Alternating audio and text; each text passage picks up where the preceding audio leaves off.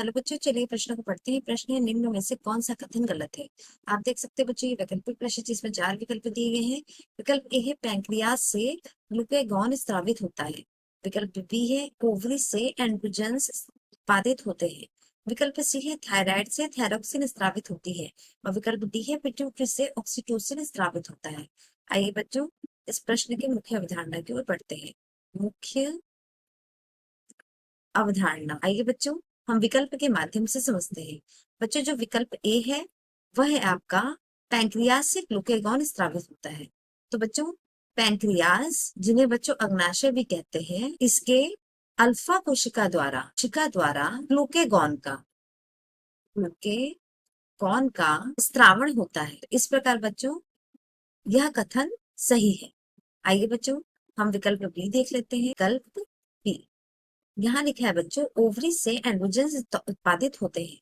बच्चों, जो ओवरी होती है, ओवरी जिन्हें बच्चों हम अंडाशय भी कहते हैं, यह मादा जनन अंग है। मादा जनन अंग है और इस मादा जनन अंग द्वारा बच्चों प्रोजेस्टेरॉन तथा एस्ट्रोजन हार्मोन का स्त्रावण होता है। और वही बच्चों जो एंड्रोजेंस है, यह नर जनन अंग के विषण द्वारा स्त्रावित होते हैं। यानी बच्चों कि एंड्रोजेंस एक नर जनन का स्त्रावण है कि ओवरी यानी मादा जनन अंग का। तो इस प्रकार बच्चों विकल्प बी, यह कथन गलत है। आइए बच्चों हम विकल्प सी देख लेते हैं। विकल्प सी है बच्चों, थायराइड से थायरॉक्सिन स्रावित होती है। तो बच्चों जो थायराइड ग्रंथि उससे थायरॉक्सिन का स्रावण होता है। तो इस प्रकार बच्चों यह कथन क्या है, सही है। आइए बच्चों हम विकल्प डी देख लेते हैं। जो विकल्प डी है, पिट्यूटरी से ऑक्सीटोसिन स्रावित होता है।